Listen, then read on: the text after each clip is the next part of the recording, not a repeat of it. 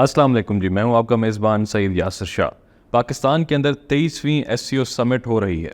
इस समिट के हवाले से हम पाकिस्तान के लिए अपॉर्चुनिटीज़ भी डिस्कस करेंगे और रीजन के लिए क्या मामलात हो सकते हैं फ्यूचर के हवाले से, और रशिया, चाइना और बाकी के जो सेंट्रल एशियन रिपब्लिकन्स मेंबर्स हैं, पाकिस्तान उनसे किस तरह फ़ायदा उठा सकता है और इंडिया और पाकिस्तान के मामलात को कैसे हल किया जा सकता है। इन सब बातों पर डिस्कशन करने के लिए हमारे साथ मौजूद हैं उज़ैर खान साहब, जो कि एक पब्लिक पॉलिसी एनालिस्ट हैं। इनसे डिस्कशन करते हैं इस हवाले से। अस्सलाम वालेकुम सर। सर, मैं पहला सवाल आपसे ये करना चाहूँगा कि पाकिस्तान के अंदर ये जो 23वीं एससीओ की समिट हो रही है, इसके हवाले से थोड़ा सा बताइए कि पाकिस्तान के लिए क्या क्या अपॉर्चुनिटीज़ इन फ्यूचर हो सकती हैं। सबसे पहले तो आप एक चीज़ वाजे कर दें कि जब इस तरह का इवेंट होता है या इस तरह की बड़ी ऑर्गेनाइजेशन जो है वो होस्ट की जाती है किसी भी कंट्री में, तो उसका जो रिज़ल्ट होता है वो इमीडिएट अगले दिन ही आने लग जाता है। ऐसा नहीं है कि कल ही हम G20 के अंदर चले जाएंगे और पाकिस्तान में पैसे की रेल पिल स्टार्ट हो जाएगी, ऐसा नहीं है। अब देखते हैं कि पाकिस्तान कहाँ पे स्टैंड करता है। मेरे हिसाब से जो सबसे पहला अपॉर्चुनिटी पाकिस्तान के लिए निकली है, जो इम्पैक्ट आएगा इसका, वो ये है कि पिछले कई सालों से इंडिया पाकिस्तान के अगेंस्ट एक नैरेटिव बिल्ड करवा रहे इंटरनेशनल सर्कल्स के अंदर कि पाकिस्तान आइसोलेट हो चुका है, जो कि हम नहीं हुए, लेकिन ग्लोबल स्कॉलर्स जो है इसके ऊपर बात कर रहे हैं। तो सबसे पहला जो आपके लिए जो फ़ायदा है वो ये है कि इतनी बड़ी इवेंट जो है और इतने बड़े जो लीडर्स हैं, इवन देखें यूरोप की भी नुमाइंदगी मौजूद है, बेलारूस वाले भी आए हुए हैं। तो ये इतनी बड़ा इवेंट जो है आप जब करवा रहे हैं, तो वो जो एक नैरेटिव था इंडिया का कि पाकिस्तान आइसोलेट हो गया, एक आइसोलेटेड कंट्री के पास इस तरह की कंट्रीज चल के नहीं आती, एक चीज़। दूसरा, पाकिस्तान के ऊपर जो दूसरी बड़ी जो सिचुएशन है वो ये है कि पाकिस्तान की करंटली एक और चीज़ जो पिच की जाती है वो है कि पाकिस्तान आज भी इंटरनेशनल इन्वेस्टमेंट के लिए, इंटरनेशनल डेलीगेशंस के लिए, इंटरनेशनल प्रोजेक्ट्स के लिए रेडी नहीं है। ये आज भी एपी सेंटर ऑफ टेररिज्म है। पाकिस्तान की पीस एंड सिक्योरिटी के ऊपर बहुत ज़्यादा क्वेश्चन मार्क्स हैं, ठीक है। अनफॉर्चुनेटली एक रीसेंट वेव भी रही है। उस हवाले से जो पाकिस्तान जो अगला इवेंट, आप तो इस एससीओ को देख रहे हैं, मैं अगले बड़े इंटरनेशनल इवेंट को देख रहा हूँ जिसका वेट जो है पॉलिटिकल सर्कल्स में तो नहीं है, ओवरऑल वो है आपकी चैंपियंस ट्रॉफी।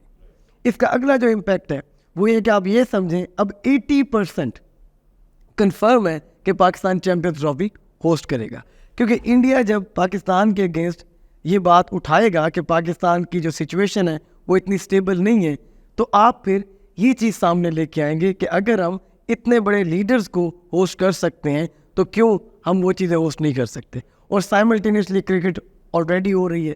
तो ओवरऑल जो है ऑप्टिक्स के हवाले से ये बहुत बड़ा जो फ़ायदा है। तीसरी चीज़ जो मैं आपको वो कह रहा हूँ वो ये होता है कि आपका इससे जो आपकी जो ओरिएंटेशन है वो भी क्लियर होती है कि आप किन ब्लॉक्स की तरफ जा रहे हैं, किस तरफ आप फ्यूचर में जाएंगे।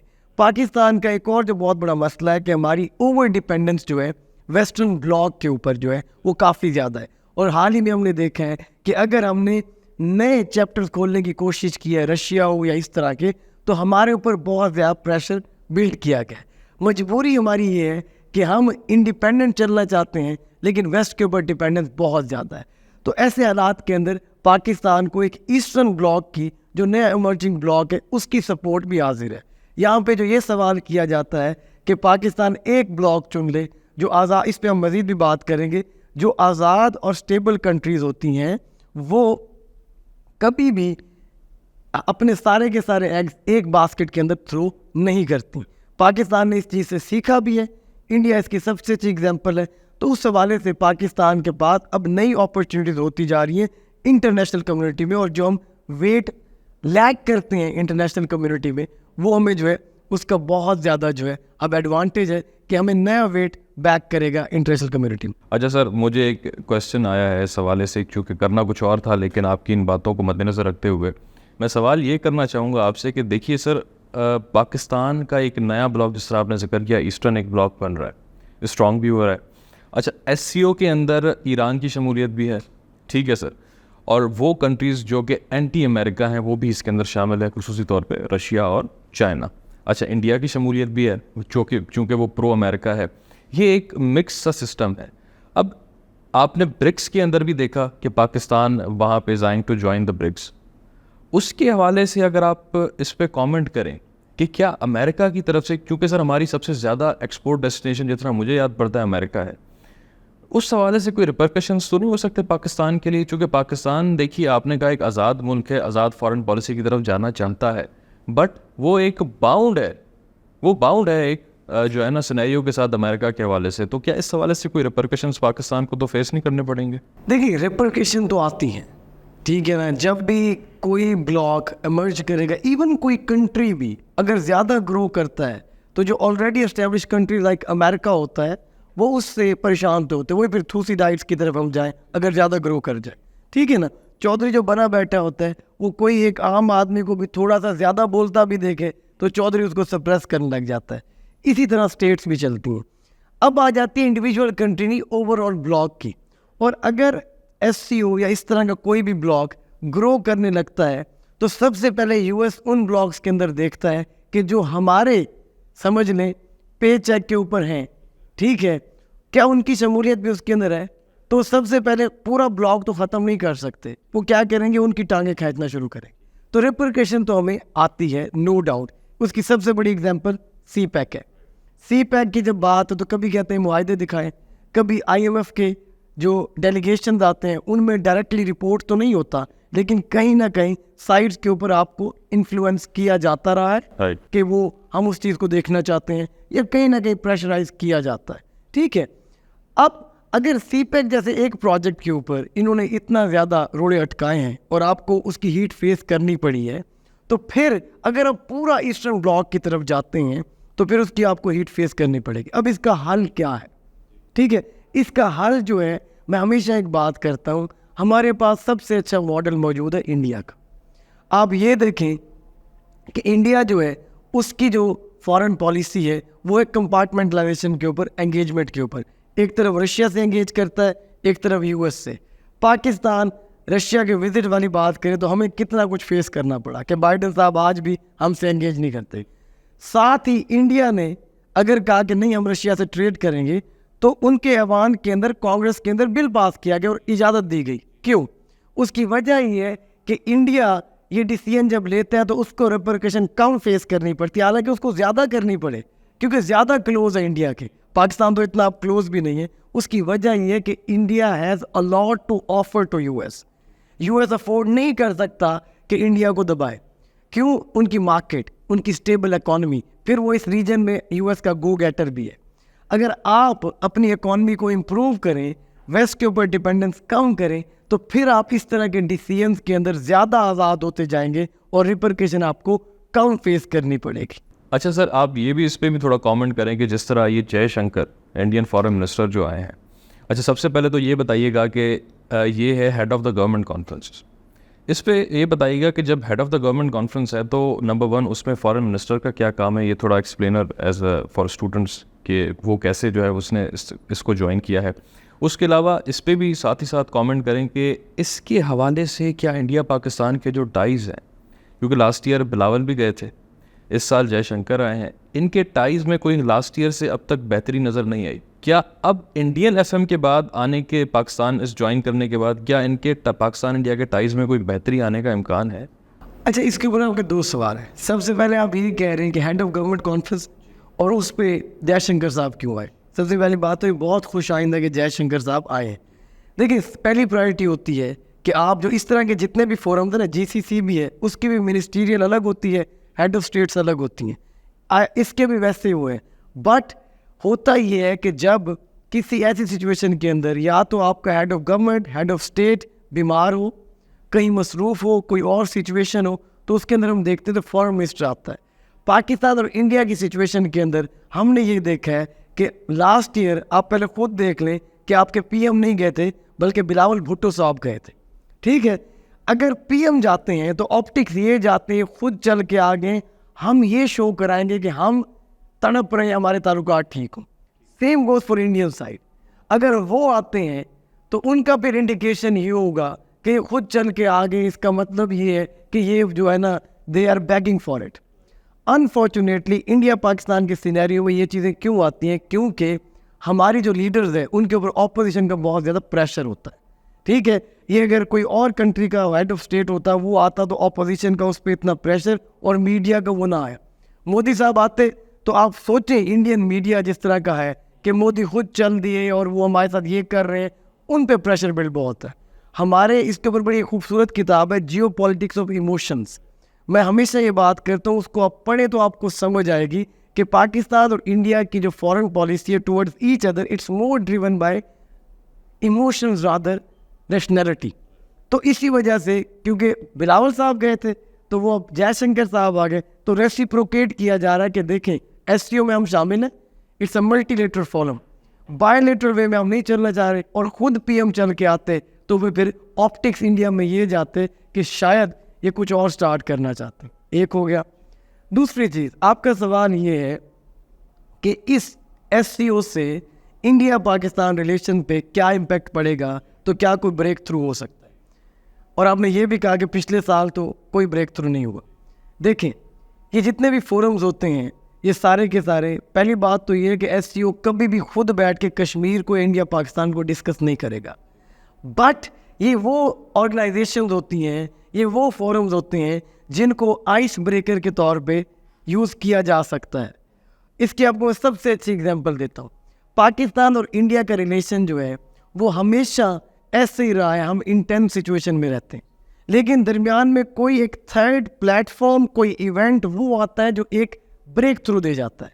लेट 1980s इंदिरा गांधी के बाद इंडिया नाराज़ था, वॉर लाइक सिचुएशन थी, फिर उनको कहीं ना कहीं ये भी था कि शायद न्यूक्लियर वाले मामलात हैं। तो आपको याद होगा ज़ियाउल हक साहब टेस्ट मैच देखने चले गए, एक वो क्रिकेट डिप्लोमेसी यहाँ से स्टार्ट हुई, इससे पहले उसकी मिसाल नहीं मिलती। इवेंचुअली सिचुएशन डिफ्यूज़ हो गई।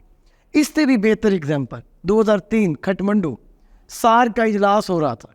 अब आपको पता होगा, जिन्होंने सार्क को पढ़ा हुआ है, सार्क का चार्टर 10 ये कहता है आप बायोलेटरल इशू डिस्कस ही नहीं कर सकते। वाजपेयी साहब थे, मुशर्रफ साहब की वो बड़ी खूबसूरत तस्वीर है शेरवानी वाली। अब एक सेशन एंड हुआ है, इधर 2003 में दोनों तरफ मोर्चे बन चुके, बॉर्डर पे फौज आई हुई थी क्योंकि ये इंटेंसिटी बढ़ी थी पार्लियामेंट अटैक के बाद, अगर पता होगा तो हुआ ये कि सार्क जिस ऑर्गेनाइजेशन के चार्टर में लिखा हुआ है कोई बायोलेटरल इशू आप डिस्कस नहीं कर सकते, वहाँ पे इंडिया पाकिस्तान के मुशर्रफ साहब सेशन के बाद उठते, शेरवानी में जाके एक हाथ मिलाते हैं वाजपेयी साहब को, वो हल्की सी स्माइल देते हैं। वैसे भी बड़े बुर्दबार आदमी थे वाजपेयी साहब, बहुत बहुत अच्छे पॉलिटिशियन थे। और यहाँ से आइस ब्रेक होती है, सार्क के साइड लाइन्स के ऊपर निगोसिएशन स्टार्ट हो जाती हैं और वॉर लाइक सिचुएशन डिफ्यूज़ हो जाती है। इसके बारे में फिर खुर्शीद कसूरी ने अपनी किताब में लिखा है, neither a hawk nor a dove, बहुत अच्छी किताब है। वेल ड्रेस्ड और बड़े इंटेलेक्चुअल फॉरेन मिनिस्टर थे कसूरी साहब। वो लिखते हैं a handshake that change history, क्योंकि मुशर्रफ के फॉरेन मिनिस्टर वो रहे हुए। So we are still waiting for another such handshake. और वो एससीओ जैसे ऑर्गेनाइजेशन या ऐसे प्लेटफॉर्म से ही मिल सकता है। क्यों? सार्क का इजलास नहीं होता 2018 के बाद, 2014 के बाद नहीं हुआ, 1900 होना था अभी तक नहीं हुआ। ओआईसी में इंडिया नहीं, यूएन में ये सारे मसरूफ़ होते हैं। इट्स द ओनली फोरम जहाँ ये दोनों मिलते हैं, अभी इंटरेक्शन हो रही है। अगर एक दूसरे को बर्दाश्त करना शुरू हो गए तो वो हैंड शेक ज़्यादा दूर नहीं है, वो किक स्टार्ट कर सकता है। फिर आगे फिर कम्प्लेक्स है, चीज़ें बेहतर होती जाएंगी। तो what we can expect from SCO is to give us that handshake, और वो इवेंचुअली आ जाएगा। अच्छा सर, आपने बड़ी एक अच्छी कंक्लूसिव डिस्कशन इस पर कर ली है, लेकिन आखिरी सवाल यहाँ पे ज़रूर बनता है पाकिस्तान के हवाले से जो मैं आपसे करना चाहूँगा। ये देखिए, पाकिस्तान का इंफ्रास्ट्रक्चर बहुत लो है, बहुत वीक है, और जाहिर सी बात है इतने बड़े ममालिक के साथ ट्रेड में इंगेज होने के लिए पाकिस्तान को एक अच्छा इंफ्रास्ट्रक्चर चाहिए। आज की न्यूज़ है ग़ालिबन, उसमें ये बताया गया कि पाकिस्तान का इन ममालिक के साथ, जो 9 के 9 ममालिक हैं एससीओ के, पाकिस्तान के एक्सक्लूडिंग पाकिस्तान, उनके साथ ट्रेड डेफिसिट पाकिस्तान का 41% बढ़ चुका है। अब ये थोड़ा सा इस पर रोशनी डालिए कि कैसे पाकिस्तान इस चीज़ को बेहतर कर सकता है, या क्या ये मसला इंफ्रास्ट्रक्चर वाला पाकिस्तान को ट्रेड इंगेजमेंट में एक इशू क्रिएट कर सकता है एससीओ के मेंबरान के साथ? देखिए, आपने जो आज ये बात की है कि हमारा जो एससीओ कंट्रीज है उनके साथ जो ट्रेड डेफिसिट है वो 40% से ज़्यादा बढ़ चुका है। देखिए, ये सिर्फ इनके साथ नहीं बढ़ा, ठीक है, बाकियों के साथ भी बढ़ा है, लेकिन आजकल मीडिया सर्कल्स में बात यही हो रही है तो उसको वो टारगेट किया जा रहा है। ओवरऑल आपकी ट्रेड जो डिक्लाइन पे है, उसके सबसे बड़ी वजह तो हमारा जो एनर्जी इंपोर्ट का बिल, आपको पता है मेजर लायन शेयर वो लेके जाता है, ठीक है। अब हम SCO के अंदर रहते हुए किस तरीके से इस डेफिसिट को कर सकते हैं, या फिर जो है आप जो है उसको अपनी ट्रेड को इम्प्रूव कैसे कर सकते हैं। देखिए, मैं हमेशा एक बात करता हूँ कि अगर आप SCO को समझें तो उसमें आपको सबसे ज़्यादा जो एक्सेस मिलती है वो सेंट्रल एशियन स्टेट्स की मिलती है। और देखिए, जब से पाकिस्तान परमानेंट मेंबर बना 2017 से, आप देखें हर 2 महीने बाद या वो इधर आया होता है कोई सेंट्रल कार्स का कोई ना कोई हेड ऑफ स्टेट, या हम वहाँ गए होते हैं। ये इतनी मोहब्बत क्यों बढ़ी है? क्योंकि हम एक दूसरे को एडवांटेज देते हैं। उनको कहीं ना कहीं पोर्ट नज़र आता है because they are landlocked, हमें कहीं ना कहीं वो एक्सेस नज़र आती है। ठीक है, अब एक और चीज़ आप जहन में रखें कि दुनिया के जब 1960s में हम एशियन टाइगर थे, तो उस वक्त हमारी सबसे ज़्यादा जो अच्छी थी वो एग्रेरियन एक्सपोर्ट्स थी। इस पर अगर वाई नेशंस फेल हो गया या बाकी इसमें आप कभी देखेंगे तो उसमें यह है कि आपके इदारे जो ख़ास तौर पे एग्रीकल्चर से लिंक्ड थे, मुंसलिक थे, वो इसको मज़ीद ग्रो करने पे पॉलिसीज ऐसी आती थी कि वो ग्रो करता गया। और ये भी लम्हा पाकिस्तान ने देखा है कि उस टाइम के ऊपर एशियन टाइगर हम थे। आज के जो एशियन टाइगर हैं, सिंगापुर वगैरह, फिलीपींस, मलेशिया, इंडोनेशिया, थाईलैंड, इन चारों के एग्रेरियन एक्सपोर्ट्स को मिलाएं तब भी पाकिस्तान के एग्रेरियन एक्सपोर्ट्स ज़्यादा होते थे। आज ये वक्त है कि आपके जो एग्रेरियन एक्सपोर्ट्स हैं वो इनमें से किसी एक के भी बराबर नहीं है, क्योंकि आपने एग्रेरियन जो इदारे जो थे, जो पॉलिसीज़ जो थी, उस पर काम नहीं किया।